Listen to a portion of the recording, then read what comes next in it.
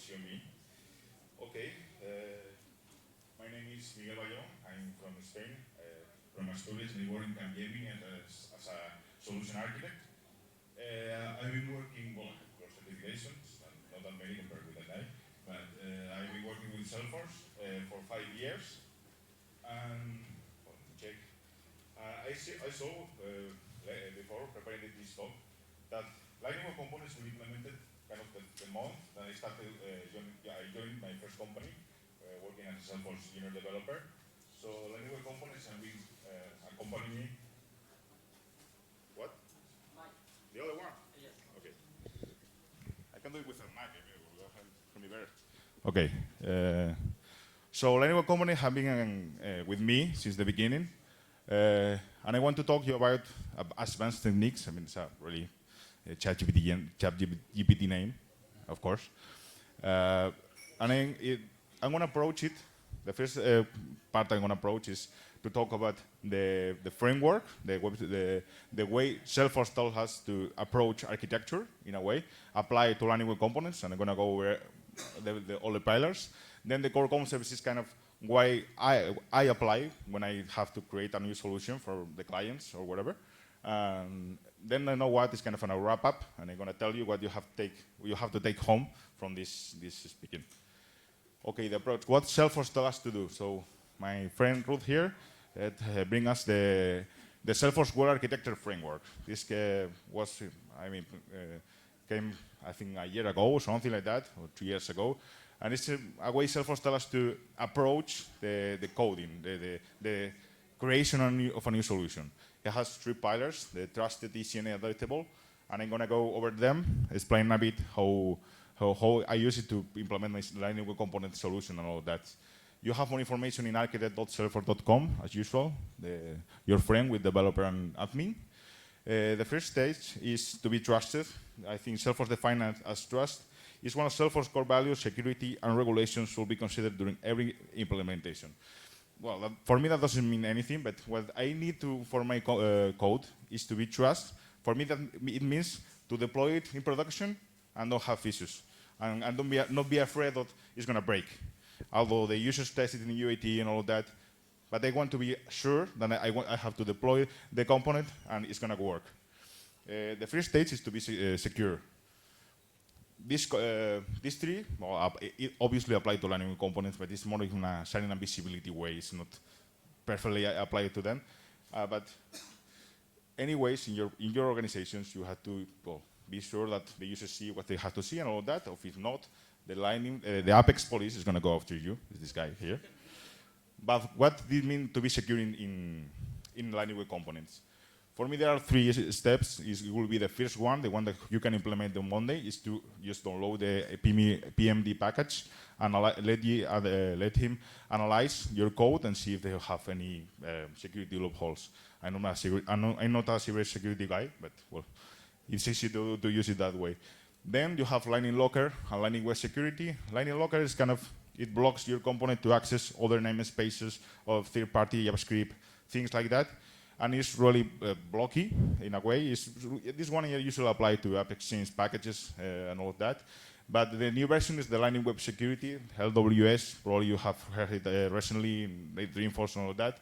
And it's kind of the same, but it has more functionalities that allows you to maybe import a new component in your component that is on the same namespace and all of that.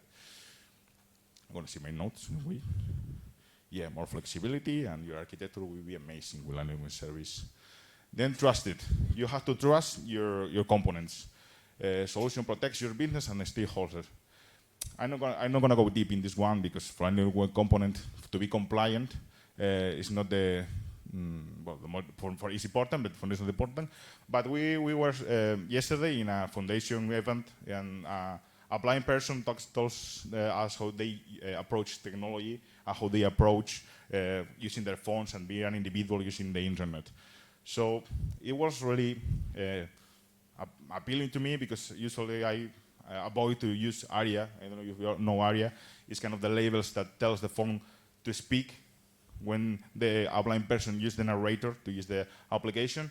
And I'm going to recommend you guys, I think we are a lot of coders here, let's put Arial labels in our HTML to be aware of that. Okay, next thing is to be reliable.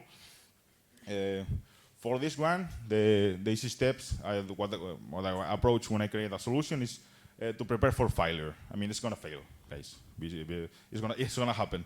And sometimes we avoid to catch that tricky step and only appear on testing.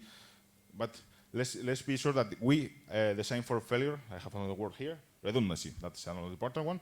So if you start building for failures in the beginning, in the first component, when you approach a big solution, it's going to add up, and then your component is going to fail anywhere, and the user can maybe use the application, an error appears, but if you have been building in the beginning the failure, then it can maybe restart from the beginning, it can maybe, I don't know, so a nice error, not a red screen, and you're going to rely more on that component.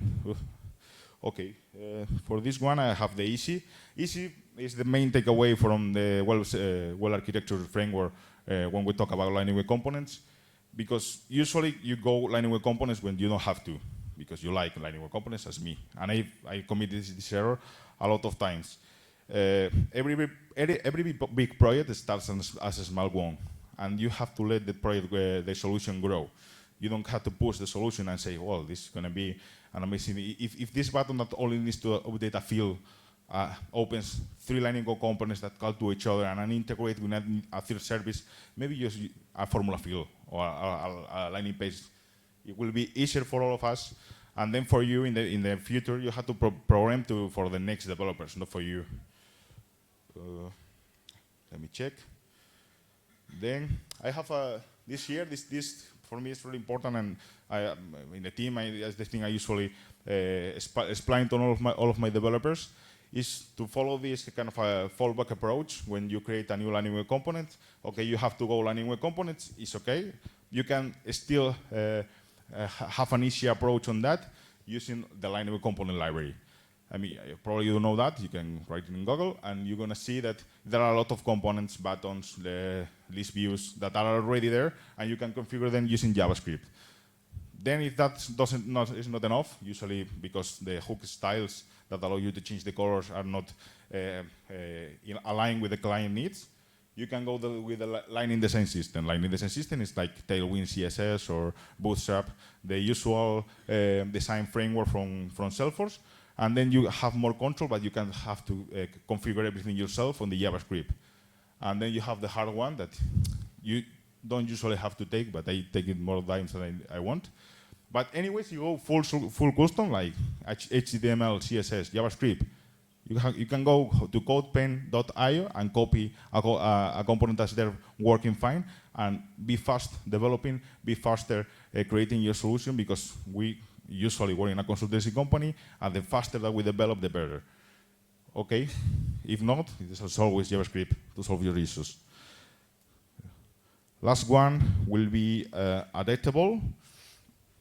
Adaptable have the resilient, the composable, but apply it to lining web components, it will be more important to go with modularity and reusability. Lining web components, you have to create that solve usually one problem. Don't go with a big one that solves all of your problems, and then it adds up and it's impossible to debug, and you pass it to the next developer, and the next developer doesn't know a thing about the component, and it's like, what's happening here? You have to solve one problem with that lining web component, and have it, that will be the modular, and reuse it in other places. Like make it a bit dynamic, configurable. I'm going to show later an example, but you have the possibility to create and in the XML related to the lining web component, you can create attributes there that are configurable from the lining page. And with that, you can solve with the same lining web component a lot of issues in a lot of places in the organization. I'm going too fast, but no worries. Okay, then the core concepts. How I apply this to my solutions? I'm going to show you this one quickly. An example. This is an amazing example that a teammate from Egypt analyzed we took this solution from another consultancy company, and they were building a community. Well, they were a digital experience with the main purpose of allow clients to see their contacts and create cases. And they went with an approach with 40 Lightning components to handle 4 objects and only the login and registration of the new community users. I mean, you can avoid that. You can create a more easy way of approach a solution. And that solution, when you start digging it, and you will see, I don't have any analysis because it's from the client and I don't want to show anything. But if you go to a deep analysis, you see that actually they wanted, in the beginning it was a good solution. It was the build-up that failed because they started to create new components that called previous components, and that you lose the focus on the future developments. So right now we're in analysis stage still, but we are developing kind of a 3-step solution that will be to handle first a list, use list views, because they were using a lot of custom list views from Lightning components and didn't make any sense. So we go with the standard list views, and when you don't have enough functionality with the standard one, you go with a dynamic one. You can create a list view with the attributes I'm going to show you later that you put, I want this object and these fields, and the list view will show use that with a Lightning component. And the easiest way is that you go to GitHub, and there's a guy that created an open source, behind an open source community that created a dynamic list view that you can copy and paste into your project and don't have to worry about debugging it and creating all the components. You're going to still be easy. That's going to be more reliable, and you're going to be approaching the Lightning components the easy way. Then we have the record. The record was more tricky because there were a lot of services, external calls, but still what we did was still keep the landing page, the details and all that, layouts, we work with that, dynamic forms, but then the things that the landing page couldn't do, we create a Lightning components for that, and we put it on the side. We still have the sharing and visibility from the landing page. We still have anything that we need from the standard Salesforce, and also we have the approach of the Lightning components, because Lightning components are for that, are for solving issues that you cannot solve with the standard ones. And you have to take that into your mind, because, no, I'll tell you here, but I have a friend there in Asturias. He's from my team, and he has 2 years experience. And I reflect a lot of him because a lot of times you're speaking with him, he's like, well, I'm going to create the amazing components, and this button that's only have to update the field, I'm going to create a big component that does a lot of things. And I have in the past I had the same approach. I was like, I want to develop the most complicated things every time. It's like, just focus on the easy part, let it there, and it's going to grow. The client, you see that you're working fine, and if they see that you know how to do the things in a good way, they're going to still pushing you and still leaving you a place to grow with new solutions.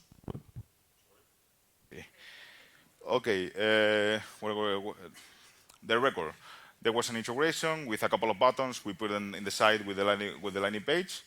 And then for the login, we use the community one, the standard one, but they had to rebuild it because you have to allow clients without a Salesforce account to create a new account. And then we have to match with the contract number and all of that. And that was fully custom, so we don't have too much to do there. And then after all of the work was done and the functionalities were implemented, we have the need of, I probably you know the account duplicate manager, that if you have duplicate accounts, you have to mix them. It's not in cases yet, and we have a really big need of doing that. So we created a Lightning component that solved that issue. You see here, it's kind of similar to the account one, and when you see here, you have potential duplicates. The potential duplicates were done finding matching fields with SOCL. I'm going to show later the query, but probably in this screen you will not see anything. We did based on the attributes, custom attributes for the landing web components. Like you say, I'm going to check the contract number and the name of the user, and it goes SOCL finds every other case that has that contract number and that name and shows you here. I usually go with this is the custom component library, because the more you go with that, it's easier to maintain and styling similar to Salesforce and not having like a big white square inside your application. You see here, everything here is customizable. You can select the case. It will be a standard. You have to go with case always. But here you can select the columns that you saw and the match fields that you select. Okay. Then when you select one case to merge, you can select up to 3, because the merge DML only allows to mix 3 fields. And then here you have all of the field cases, and you can see the difference between them. This is exactly the same that you have for in the merge button of a list view in a standard way. And I implemented this using the schema. I don't know if you see anything, but here you have the schema. I go with the schema out. No, this is the SSL. Yeah. Here I have this one. You see here, you can maybe see this better. This is the configuration of the Lightning Web components. You can select here the matching fields that you want and the returning fields, the record types, if they are clauses or not, and the cases lifespan. And you can grow this one. If they need more things, if they need another filter in the source cell, you can put here another one, and it will grow over time. This, don't see it, but maybe by the form you can recognize it, is the targeted config of a Lightning Web component. And here you configure the other one. You just put fields here, and you can get them from the Lightning Web component. Then when you get it, you in the search cell, you clean it, and you find all of the fields in a case that has those matching fields. Maybe a contract number, or maybe a name of an user. Okay, then you do a lot of things, a lot of issues appears, a lot of bugs, and you have to clean all of the strings, and it takes you 15 days, but you're going to get it. Okay, and then the last one is to dynamically retrieve all case field. You have the schema object, and that will return you all of the fields. This will be a bit hard to work with, because every field has a different way of showing, and you have to do it in a really custom way, because this returns a wrapper with all of the fields, with the type of the fields, and I get it on the JavaScript, and I change the showing of the field based on the information that I showed them here. We don't see anything, because I remember the code, but I don't see anything at all. But more or less that will be the approach that I took when I created this Lightning Web component. To do it simple, but doing cool things, because I like to do cool things and code with difficult classes and all that. So you go simple, and it grows with the time. They at the first time, they only needed to check equals to contract number. Okay, I did it with a SOQL. Then it grows to an SOCL. Then they were all the time asking for changes. So I put it in an attribute, and then in real time, I can change the matching field, and it will show more or less cases on the match component. So you see, you start small, you start little, and it will grow over time within the client needs.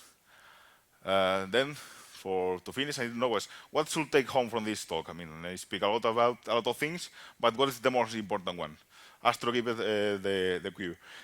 Build easy, and the difficulties will come. I'm saying this all the time, because this is the only thing I want you to know, to get home from here. If you go difficult, well, I told you about this enough. And focus on the next day developers. I tell this to all of the people that join the team and they're starting their developer career, is you always have to develop for yourself next week, because you're going to forget about everything that you have developed today. That's mandatory. That's always happened. And, well, you are not going to document anything, because I like to read code. I don't like to read words. But you have to put comments and all that. That's mandatory. But focus. Do you put comments because you focus on the next day developers? And then the last one is, for me, it's a really important one. We did a course with architects from Valencia in Spain. They told us to govern our solution. You don't have to be the biggest architect in the world to govern your solution. Even though the ticket that the tech lead assigned to you to develop is your ticket. You know about it more than anyone, so govern it. Take control of that, and sometimes, I see it a lot of times, that you assign a ticket to a junior developer, and they just do it. And then you talk with them and realize that they knew that the ticket was not necessary. Like it was already there, or it was in another line of component that you could reuse. So if that guy, even though he was a junior developer, governed his solution, he will take the architect and told him, I see this, and I think it will be better. And the architect will understand that and tell you, of course, you're right, let's go with that solution. So you have to govern what you do. If you have it assigned, you will take more time than the architect looking at it from the beginning. So govern that one. Well, I'm going to solve the, the timing issues because I went really fast. So if any of you have any questions? No questions? No? Then you don't have the brandy. Any questions? No? No? Thank you so much for coming. Thank you so much to North Africa Dreaming Organization and Husan Sodid for inviting me. And well, we can talk later if you want.